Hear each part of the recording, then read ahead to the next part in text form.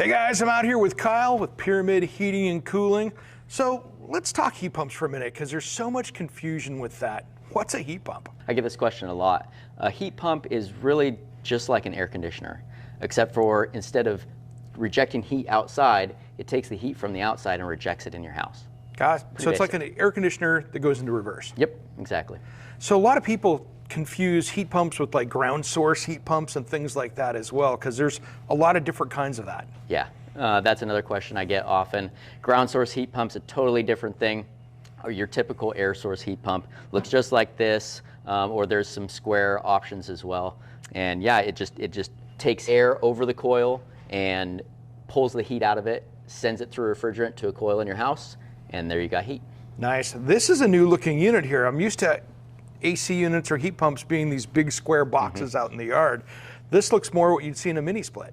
Yeah, absolutely. It's a mini split style of heat pump, and you can pair that with an air handler that just is basically a fan inside with a coil, or you can pair it with a gas furnace for a hybrid system where you have dual fuel. That way you have redundancy. You could use your gas furnace if the heat pump goes out. You can also use it at low temperatures. Power increases, electricity increases. You could switch over to natural gas. So there's some flexibility there. Wow, that's cool. So if natural gas ends up going down, you can actually run that instead of the heat pump. And depending on what the rates are, you have some control of who you're using during the wintertime. Exactly.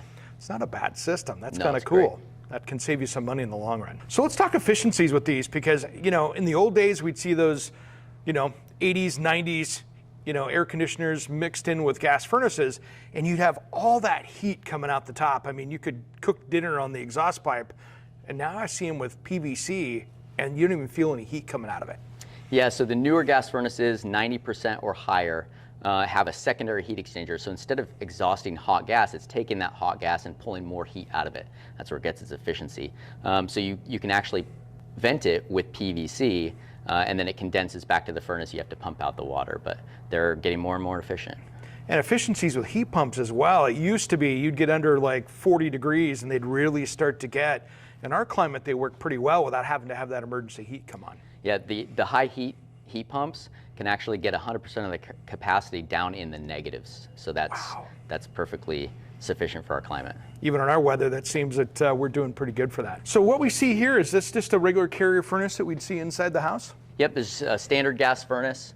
On top of the gas furnace, we've got a coil, which is essentially a whole bunch of tubes that hold refrigerant.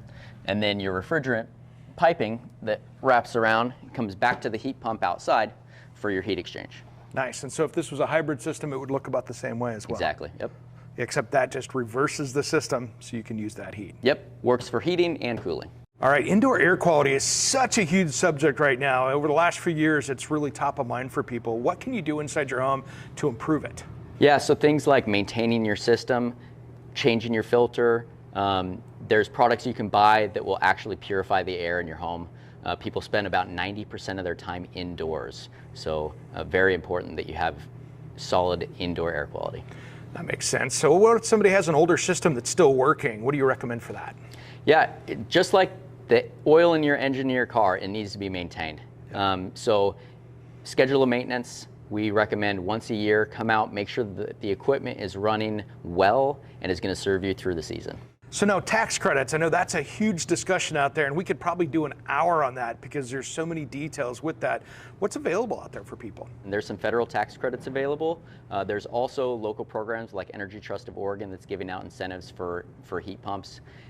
Just have to make sure that you're really vetting what you're putting in to make sure it qualifies. Yeah, there's a lot of details there for people to figure out. It's not just a quick check the box, is it? Yeah, absolutely. Have your professional that's coming out to give you a bid give you an AHRI rating, and that'll help you determine if you qualify.